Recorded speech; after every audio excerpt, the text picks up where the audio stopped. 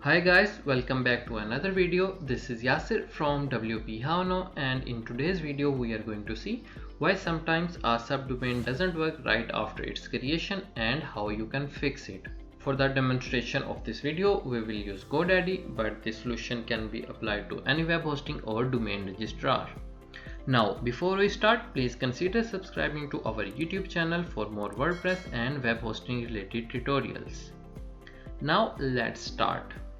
Here you can see that I have already created a subdomain with the name wphowno.howwpworks.com and I have also installed WordPress on it. Now if I copy this subdomain from here and paste it here, you can see that we are getting this page which is saying that this site cannot be reached or server IP address could not be found. And this issue arises when the DNS entry for your subdomain does not get entered in the DNS record of your main domain, which in our case is howwpworks.com. And in order to make our subdomain to work, we have to enter the DNS entry for our subdomain in the DNS record of our main domain. And how you can do that, let me show you. As I am using GoDaddy, so I will go to godaddy.com. And here I am already logged into my account, so from here I will select my products. In the domain section you will see all the domains that are associated with your GoDaddy account, but for now we are only interested in this domain howwpworks.com because we have to edit the DNS record for this domain name, and for that click on this DNS button here.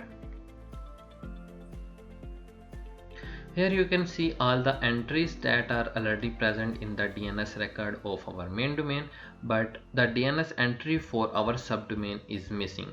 Now what we have to do is that we have to create a record for our subdomain here, and there are two methods for that. One is that you can create a type A record, and the other is that you can create a CNAME record. Basically both of these records are same, but the only difference is that if you are using the type A record, then you will have to use the IP address like this one, and if you are using the CNAME record, then you will have to enter the domain name in the value field instead of the IP address. For this video we will use type A record, so let me copy this IP address because I will have to use it in the next step.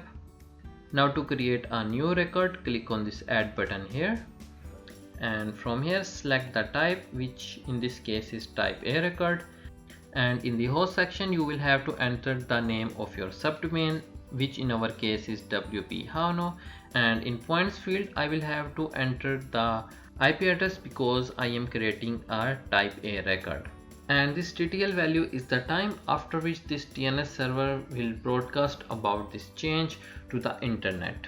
For now we will keep this value low so that our DNS entry record gets updated in short time. For that click on this drop down button here, and from here select custom and enter the least value that your domain registrar provide. In case of GoDaddy, it allows the minimum time of 600 seconds, which means 10 minutes, and after that click on save button.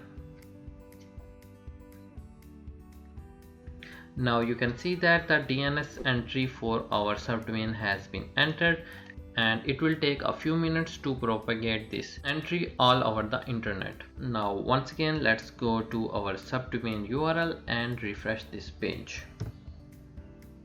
For now it looks like that this entry has not been propagated over the internet, so I will pause this video here and I will come back once our subdomain gets to work, and I will let you know how much time did it take for it to work properly. So now I am back and I know now my subdomain is working, and now if I refresh this page you can see that our subdomain is working and you can see the WordPress installed here, and it only takes 2 minutes for this change to appear all over the internet. But if you are facing any issues while setting up your subdomain, please let us know in the comment section below. We will try to address your issue.